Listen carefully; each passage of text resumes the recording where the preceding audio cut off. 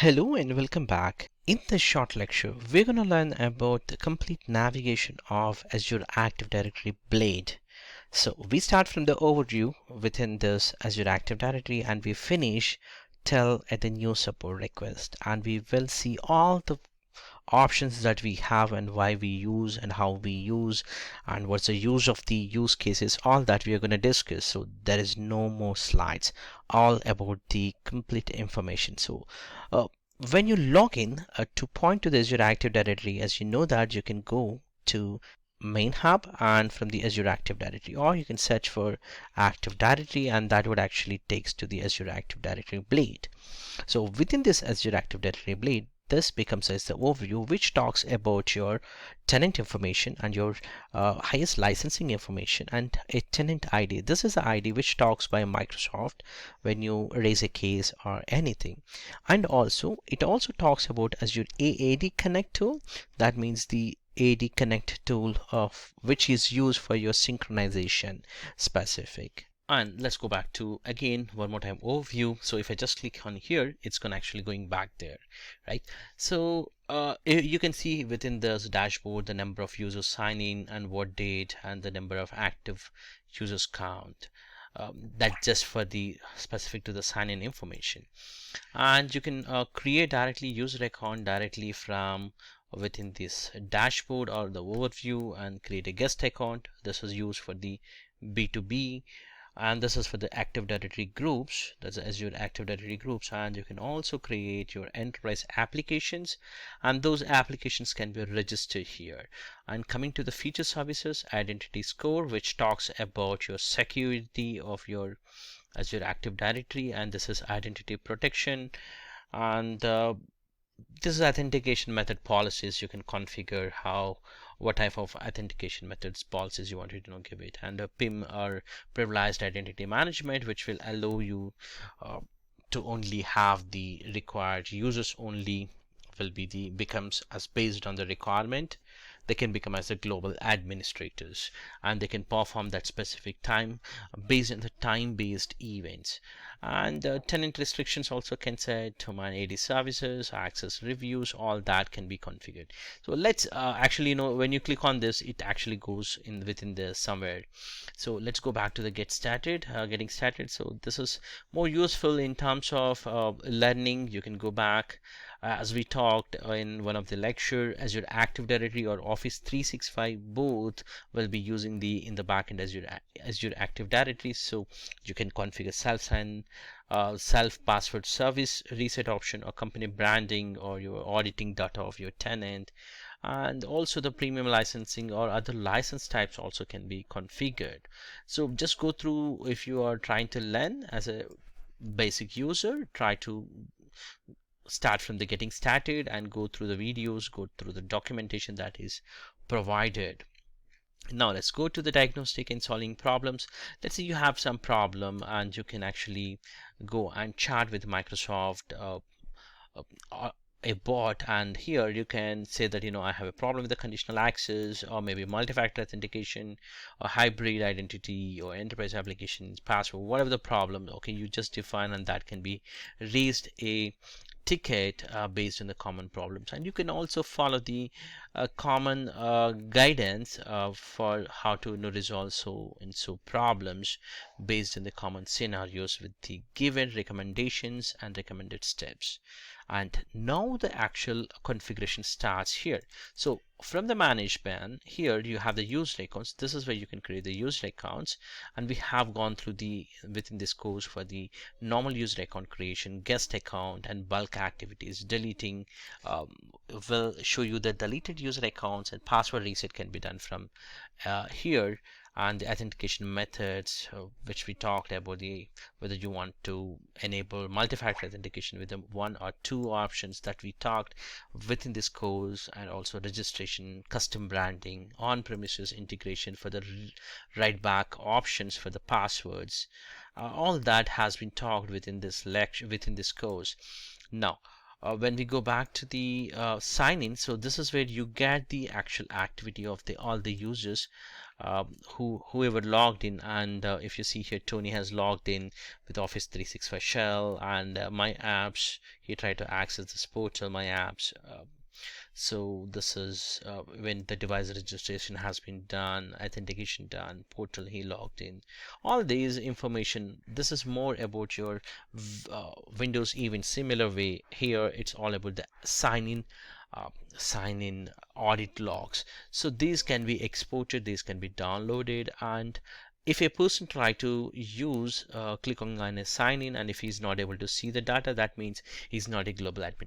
That means by default the global admins will have the access to view the sign in information. And you can even raise a ticket from anywhere by going to the new support request, any of the blades. So if you see here, this is also here available. And coming back to the groups, we also talked about the groups where we have the three types of the groups, like static and dynamic, and also the group type is a security in Office 365. And the membership can be assigned or dynamic based on a user, a device dynamic. This can be assigned.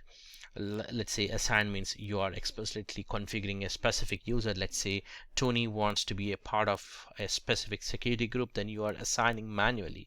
Or if it is a dynamic, you can also add the users, all users from a specific location called Redmond.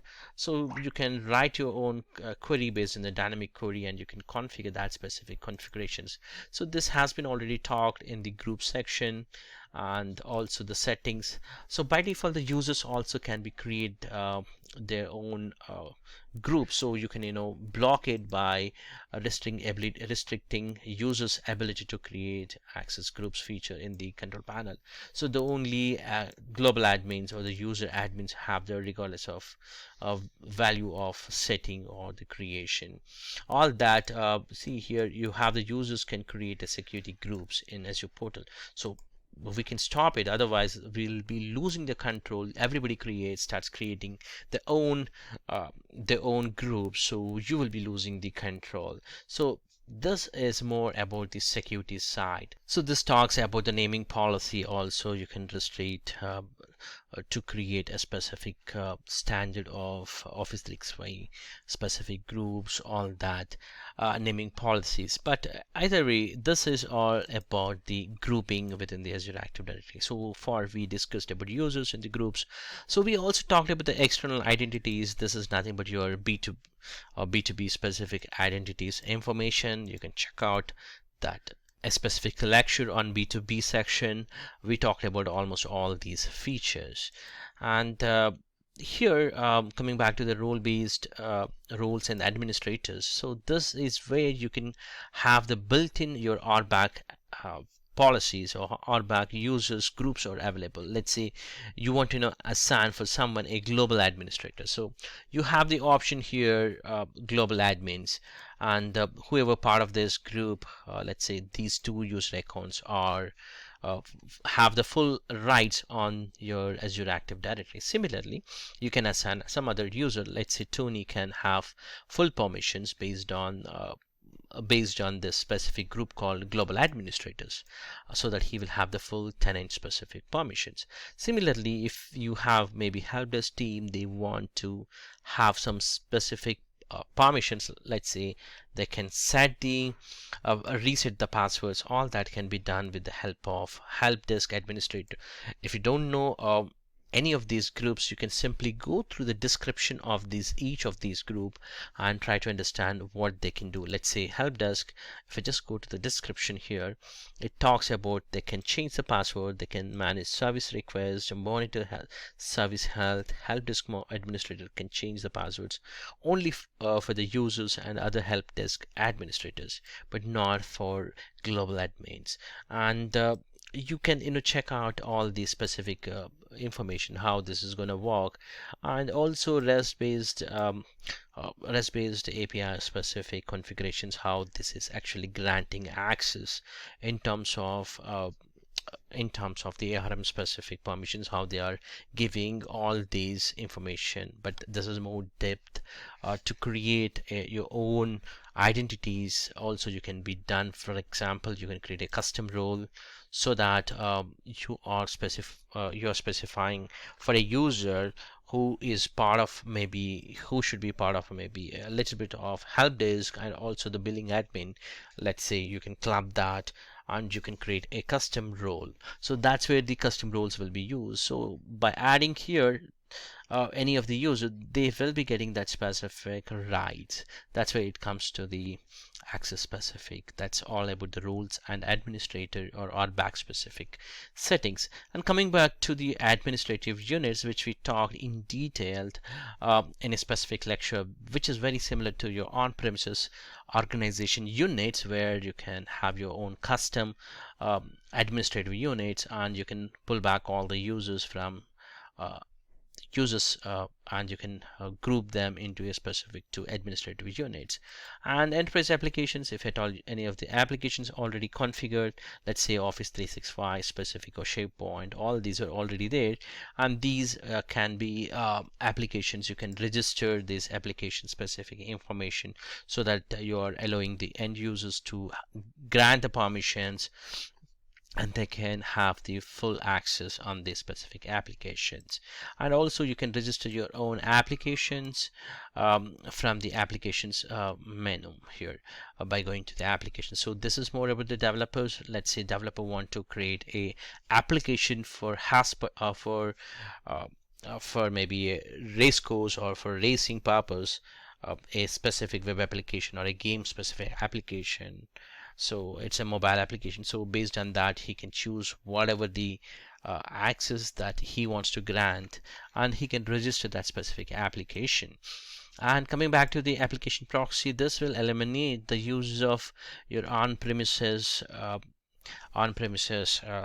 web applications to have a VPN kind of connectivity. Instead of that, they can simply log in with SSO, with having a proxy within that web applications. And this would be an additional feature that can be configured here.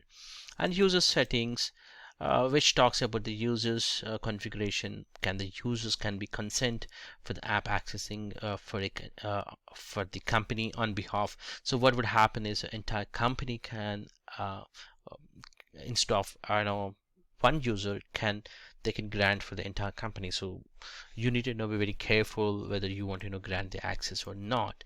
So such kind of configurations can be done within this user settings. And collections, so the collections will help you to customize your end users portals, and collections or grouping of your applications that are assigning for a user group, or by enabling them to find their applications in the easiest way. So it's all about the application specific. And also the most important when it comes to the configuration side for the security would be the conditional access. So conditional access is something if a user wants to coming from a suspicious location or a specific location, a name location, or maybe a specific business case that needs to be accessed. In that situation, we would we would ask them to revalidate with a multi-factor authentication, or prove them who is actually. So that's where the conditional access, we did discuss this in detail with multiple examples. And coming back to the consent and permissions, this is also the users. If they you allow them for entire company to grant as a consent, that would be again a security risk. So make sure that what kind of consent for your applications you're granting. Even similar for the groups also. And this is the permissions for the classifications, which are based on APIs that you can grant it with respect to enterprise applications.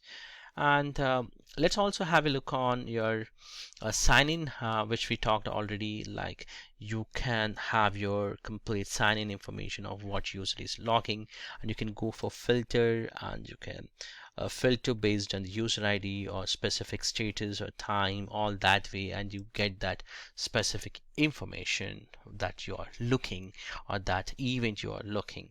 And audit logs, the configuration, whatever the configuration has been, changes has been done, that all can be have a look on in a single place. That's all about the auditing specific requirements. Then you would be looking here. For example, if you see here, application management was updated, and user updated a user management, a device has been registered, and then deleted a device, all that kind of information you can get it.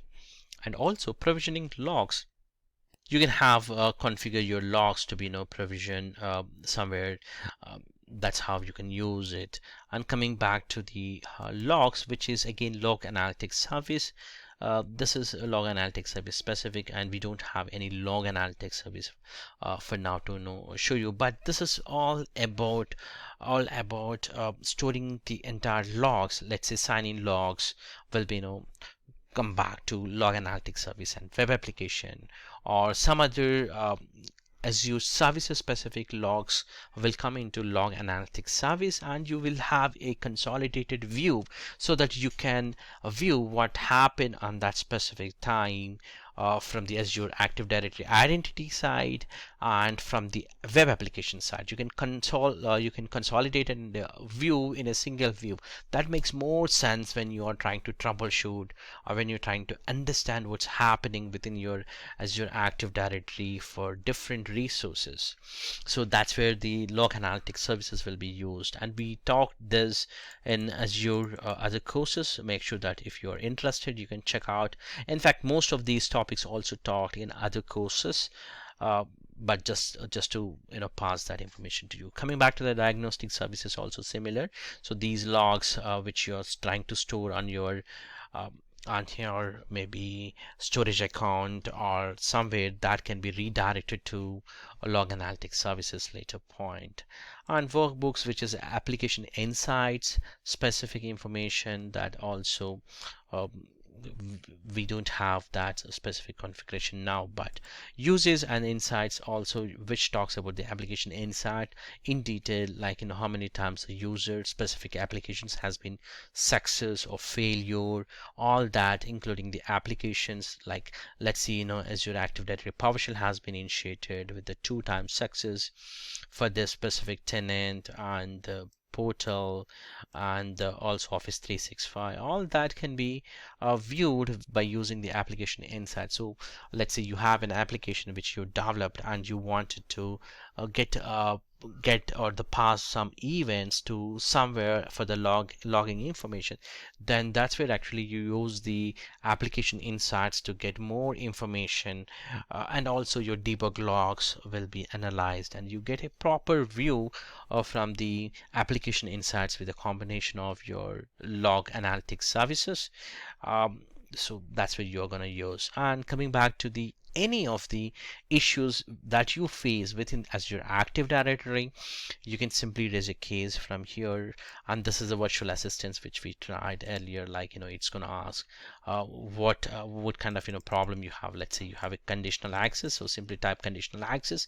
So it will, based on the machine learning skills, it's going to ask you what you are looking, and it may divert back to the support request, or it gives you some kind of support articles if at all you have that specific problem that can be resolved. And coming back to the support case, you can basically raise any case that you have with the Azure Active Directory, either technical or billing or subscription management specific, and take the help directly from Microsoft Azure, so that your issues will be addressed. That's how it's gonna work, and that's all about a complete navigation. So this is just the high level overview. I'm not actually covered in depth. I know that it's all about a high level information that we wanted to talk about Azure Active Directory, what are the options, and where we are going to use, how we are going to use, and what it is.